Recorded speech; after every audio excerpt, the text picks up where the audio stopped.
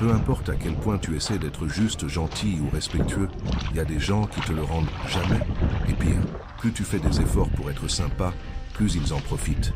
À la fin, t'as ce goût amer dans la bouche, comme si t'étais invisible, utilisé, voire carrément humilié. Si ça te parle, faut que je te dise un truc super important. Le respect, ça ne s'arrache pas à coups de cris, ça s'impose avec de l'attitude. Et personne ne pigeait mieux ça que les stoïciens. La philosophie stoïcienne, c'est pas de tout accepter en silence ou de détourner le regard devant l'injustice. C'est une question de maîtrise de soi, de force intérieure et de réponse intelligente qui déroutent et désarment ceux qui essaient de t'écraser ou de te rabaisser. Dans cette vidéo, tu vas découvrir 5 attitudes inspirées de la sagesse stoïcienne qui vont complètement changer ta manière de réagir face à ceux qui te manquent de respect. Pas de réponses agressives, pas de manipulation foireuse, juste des attitudes simples, profondes et ultra efficaces qui montrent, sans même parler, que tu te respectes. Et quand tu te respectes, le monde commence à te prendre au sérieux. Tu vas apprendre à te concentrer sur ce que tu contrôles et lâcher prise sur ce qui vaut pas ton énergie. Poser des limites claires sans perdre ton calme. Utiliser le silence comme une arme de puissance. Mais fais bien gaffe à ce que je vais te dire maintenant. La 5e. Attitude est la plus puissante de toutes. Elle est capable de casser des schémas toxiques, d'éloigner ceux qui ne te méritent pas et de reconstruire ton estime de toi, de l'intérieur. Peu de gens arrivent à l'appliquer, mais ceux qui le font ne sont plus jamais vus comme avant. Alors reste bien jusqu'à la fin parce que peut-être que ce qu'il te manque aujourd'hui, c'est pas de crier pour être respecté, mais d'apprendre à te tenir debout comme quelqu'un qui n'a besoin de mendier quoi que ce soit ta personne. Et avant de plonger dedans, si tu viens d'arriver sur ma chaîne, pense à t'abonner et à activer les notifs pour continuer à recevoir mes contenus et, je l'espère, t'aider à vivre une vie plus pleine de sens. On commence par une petite histoire qui va t'aider à mieux comprendre la sagesse qu'il y a derrière tout ce qu'on va voir ensemble ici. Ce lundi matin gris, Luc savait déjà ce qui l'attendait. Le même bureau, les mêmes tâches répétitives, les regards indifférents de certains collègues et bien sûr, le ton sec du patron qui persistait à le traiter comme s'il n'existait pas. Pendant longtemps, il avait tout encaissé sans broncher.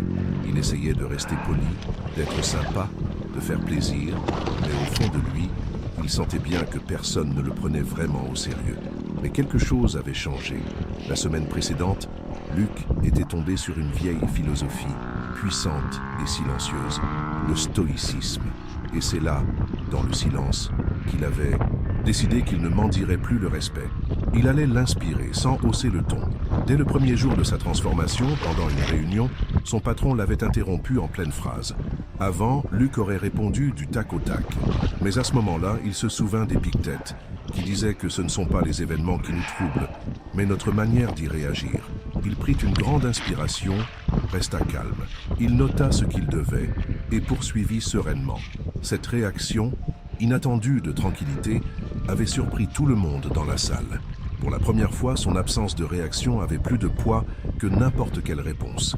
Dans les jours suivants, il commença à faire un truc qu'il n'avait jamais osé, poser des limites. Il arrêta d'accepter des tâches en dehors des horaires. Il apprit à dire non poliment, mais fermement. Quand un collègue essaya de lui refourguer un boulot qui n'était pas le sien, Luc répondit simplement « Désolé, je ne peux pas prendre ça en charge maintenant ».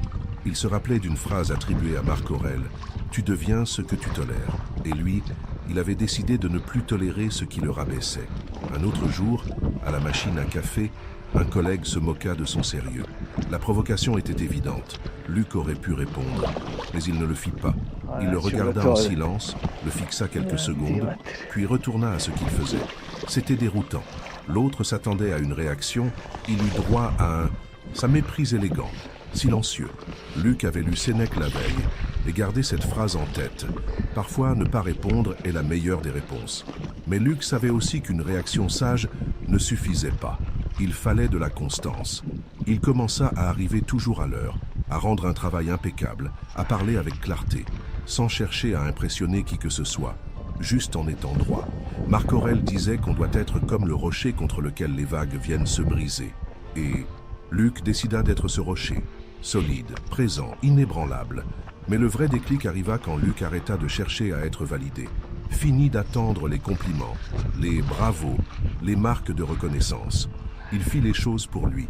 Il prit soin de lui. Il construisit sa valeur de l'intérieur. Épictète disait que le vrai homme libre, c'est celui qui ne dépend de l'approbation de personne. Et là, Luc avait compris ce que ça voulait dire, être libre. C'est à ce moment-là que tout changea. Les mêmes personnes qui l'ignoraient avant commencèrent à le traiter avec plus de respect. Pas parce qu'il l'exigeait, mais parce que sa posture imposait d'elle-même. L'histoire de Luc, ce n'est pas une histoire de dispute gagnée ou de domination. C'est une histoire de victoire intérieure, de compréhension. Le respect commence en soi. Celui qui te manque de respect espère te voir exploser. Réponds avec calme. Celui qui te provoque veut que tu te défendes. Réponds avec silence.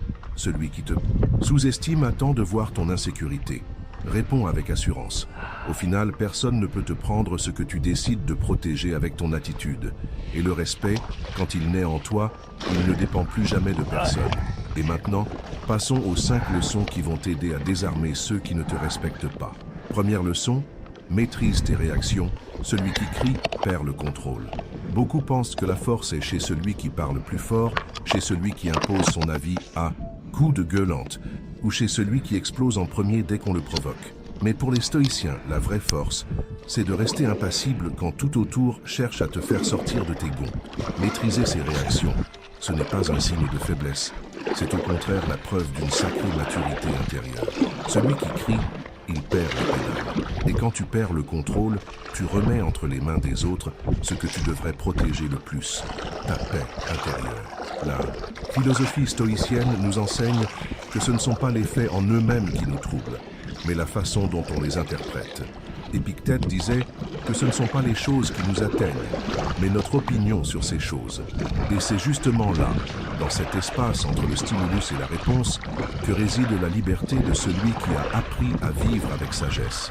Quand quelqu'un t'insulte, par exemple, ce n'est pas l'insulte en soi qui te blesse, mais ta décision intérieure de la laisser t'atteindre.